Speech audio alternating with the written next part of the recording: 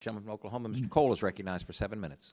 Thank you, Mr. Chairman. As was alluded to, I actually am the chairman of the Labor, Health and Human Services and Education Subcommittee of Approach that actually funds NIH. And I can tell you unequivocally, as an appropriator and a chairman of that committee, it's a bad idea to fund the NIH or any other discretionary program with mandatory dollars. It creates fiscal cliffs and financial crises for the institution, and frankly, it simply compounds the deficit problem we're already facing. When NIH was doubled, its funding was doubled in the late 20th and early 21st century, I reminded the committee it was a Republican Congress that did it, but they did it with discretionary dollars. We're on that same path again today. Last year, the President proposed a $1 billion increase in NIH funding. Congress, as my colleagues pointed out, doubled that, actually added $2 billion. This year, the President's budget actually cuts $1 billion of discretionary funding from the NIH and then replaces it with $1.18 billion of mandatory funding. I can assure you that proposal is dead on arrival. Republicans and Democrats alike don't want to cut that $1 billion that the President's asked them to cut out of NIH. So we'll not only keep that money, I'll make a commitment to you here today. We will put more money into NIH than the President asked for, a little bit over $800 million, additional dollars, and more money than this amendment proposes. Now, how can you do that living within the budgetary caps that we have? The same way we did it last year. That is, you simply prioritize programs within the Labor H budget. We have a range of spending there that's over $160 billion. And I promise you, there's a lot of programs in there that aren't nearly as important as funding NIH. So if we simply prioritize, we not only will spare the institution the crises of an artificial cliff, we'll continue to do exactly what we did in the late 20th and early 21st century, and that is cumulatively and increase that budget over time. We did it last year. We'll do it this year. So I would urge rejection of the amendment, and I yield the balance of my time to my good friend from Ohio, Mr. Johnson. I thank you, Mr. Cole, for yielding, and I appreciate this opportunity to speak out on this amendment in opposition. You know, this amendment is nothing more than the same tax and spend, big government policies that contributed to our new economic normal of lowered expectations, stagnant wages, and unfulfilled economic potential. As we heard just a few weeks ago, CBO projects GDP to grow at just 2.1% over the next decade. Last year, the federal government took in more revenue than ever before in our nation's history, and that number is expected to grow.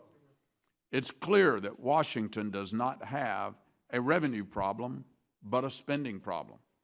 We got that from the CBO director repeatedly when he was here recently.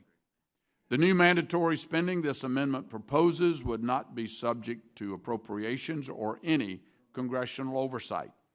Taking more money from individuals and families to fund new mandatory spending only adds to our fiscal challenges, and it's irresponsible.